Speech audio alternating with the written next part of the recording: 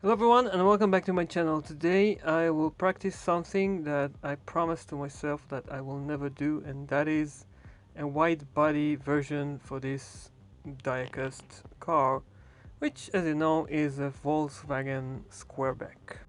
Now you may ask yourself why I hate so much this technique of adding these body kits to diecast cars, and that is mainly because it is very fragile and very delicate. Anyhow, with that being said, I still want to practice this technique on this car because I've seen some amazing custom cars made by some fellow YouTubers, and I want to expand my knowledge on customizing cars. So I'm going to try this technique now, and I hope it will turn out good as some other projects that I've made lately. Obviously, it is not going to be a custom car that you can play with, and I guess it will turn out to be a car that is going to be presented on my shelf, and I will not touch it because, as I said, it's not a playable custom car. It is just for show. So it really doesn't matter about how it's going to perform because I'm not going to use it on my tracks or on my action videos. Right now I'm creating a part for the back. It is going to be air scoop. Since this car originally has an engine at the back, I thought it will be nice to add these scoops at the back just to cool the engine better. So I'm making this part. It is going to be some kind of frame, and on it I'm going to add some clay or putty.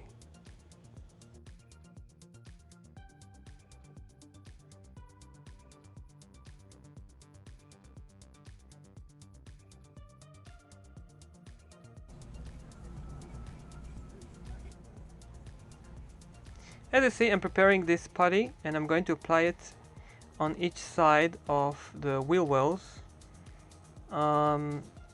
I know this part is going to be ugly because there are going to be chunks of clay all over this car, but don't worry, I'm going to grind them with my Dremel.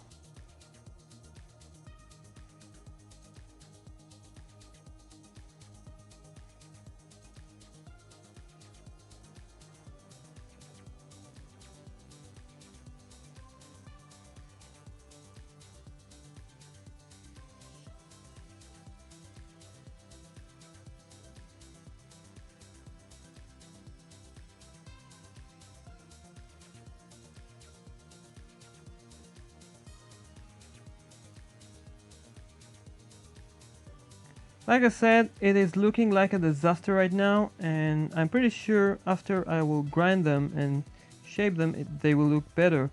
Let me now just start and do my work, and then we will see what will happen.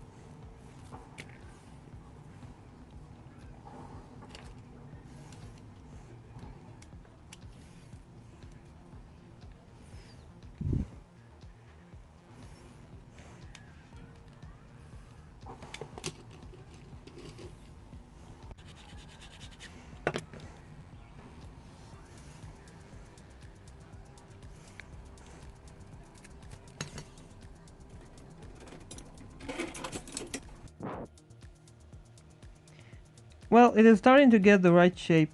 As I told you earlier, I'm not too keen about these kind of builds, but I think I'm going to try some of my cars.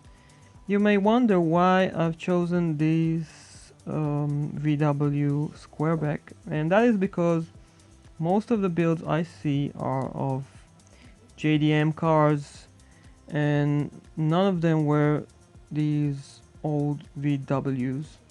So I think it is a nice start with this technique, and I will definitely do some more on some other vehicles. Since this build was the first of few that I'm going to make, I've started by using simple plastic wheels. That is because they were the only deep dish wheels that I had on my collection. But if you have any link or source for recommended set of wheels, I will be more than glad to get this information from you. It will help me a lot. Thanks.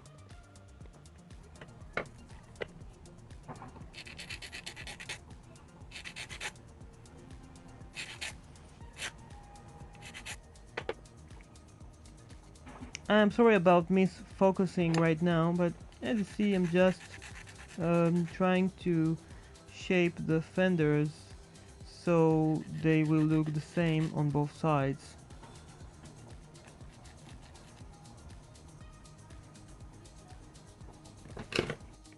In order to allow airflow for the fenders at the back, I'm going to add some vents here up front. I'm just using my Dremel in order to do that.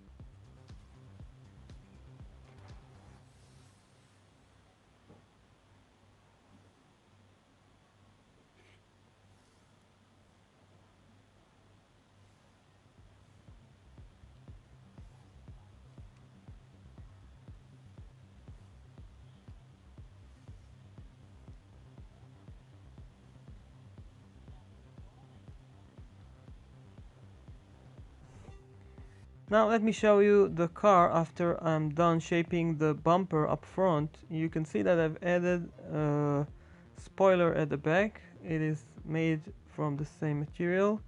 And now I'm going to spray the car with some bright red and add some racing decals. And I will show you the final outcome.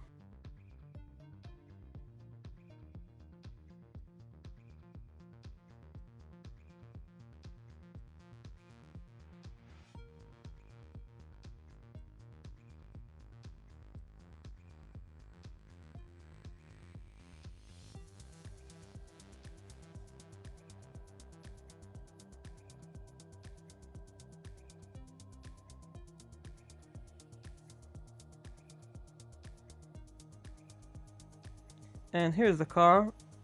As I told you, it is bright red. Um, it turned out really nice, I have to admit. I wasn't expecting too much of it. And I'm pretty sure that I'm going to try this technique on some other cars. And I really hope I will get better wheels this time. Another thing that I want you guys to tell me is if you want me to try this technique on some other models and what models do you suggest? Because I have thousands of cars on my collection and many of them are doubles or even more. Personally, I really like muscle cars from the 70s, but you can suggest any model you like, and I will consider that.